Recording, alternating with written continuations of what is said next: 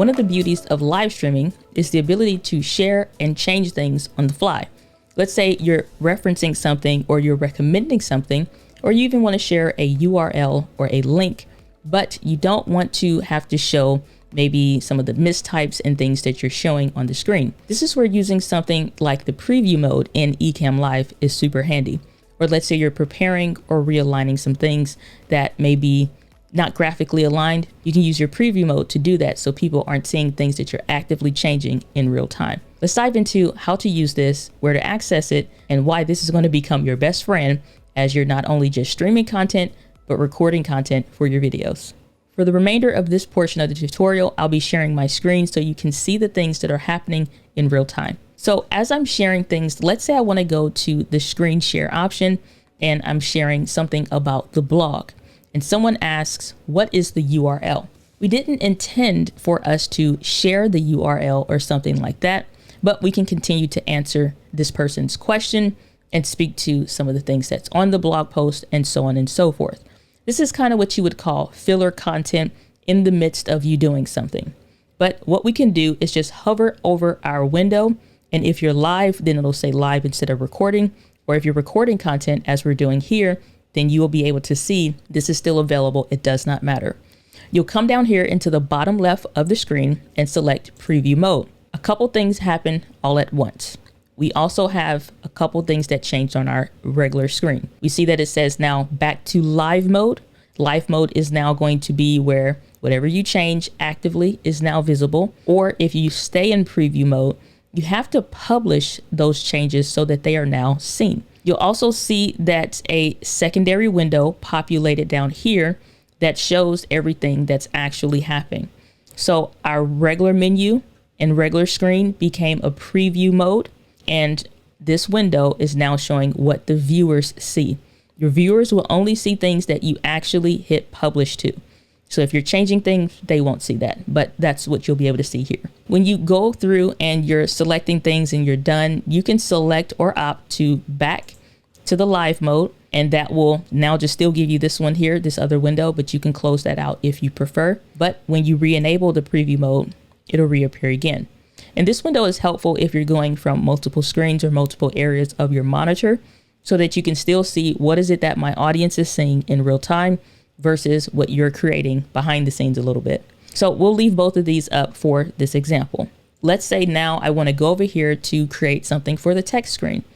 And I want to create, we'll move this out the way for the moment, and we'll go and we'll change this to https:// we'll go to ecamm.com/blog. And this is the URL that we want to add.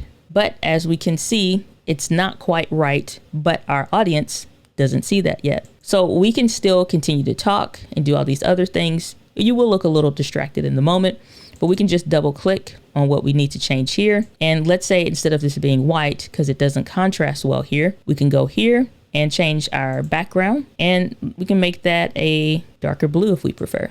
And we'll go ahead and select save. And it's still not quite properly aligned, but if you weren't using preview mode, your audience would actually see all of these crazy things that's happening on your preview screen. But for now, they cannot. But what we can do is continue to adjust and make adjustments to how we want this to show up.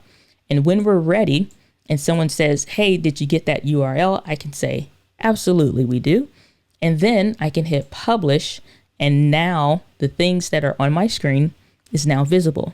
This also helps with queuing up guests and making sure that you have them properly aligned or things like that. Or if you need to bring them on or take them back down without any kind of issues with adjusting, let's say your overlays or what have you. But let's say we're done with this and we're fine. We just needed a little bit of extra time just to give us a little bit of a buffer to put this text on screen. If we're ready to exit out of live mode, so we can just take this down when we're ready, then we can go ahead and select back to live mode, exit this additional window. And then when we actively remove this, it actually will go away. If we select the preview mode again, then you'll see the preview window as well as the recording window, they're showing the same things. So whether we bring something up, let's say our text box again here, now because we're in preview mode, the audience will not see. We will need to publish that on. So now people see it and it just fades on very nicely when people are wanting to see what it is that you're doing, or if you want to share what it is that you're doing. And this is great for PowerPoint presentations, so you can advance the slides or go back without a bunch of flickering back and forth and look very professional. The other thing that you will see is that if you are still within preview mode and you decide that you want to go back to the live mode, you'll have a couple options here that'll come up for some of your unpublished changes, which is things that you've changed on the screen, and just letting you know if you did change something that you wanted your audience to see, they haven't seen it yet because you changed a few things and now you're getting ready to exit the live mode, but they haven't seen you.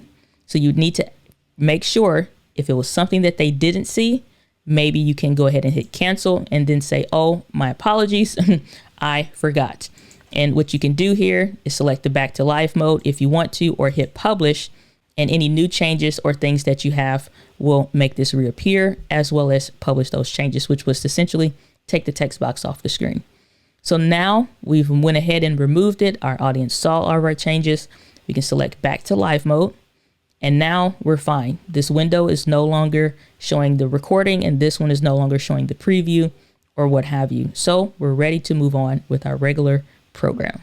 You can also enter the preview mode by hitting the Command and Enter button on your screen if you would like, and that way it moves you forward, backwards, or what have you, just to go easily from one icon to the next. If you're using something like the Stream Deck or the Loop Deck, you can also set buttons and icons so that when you press that button, it changes it back and forth.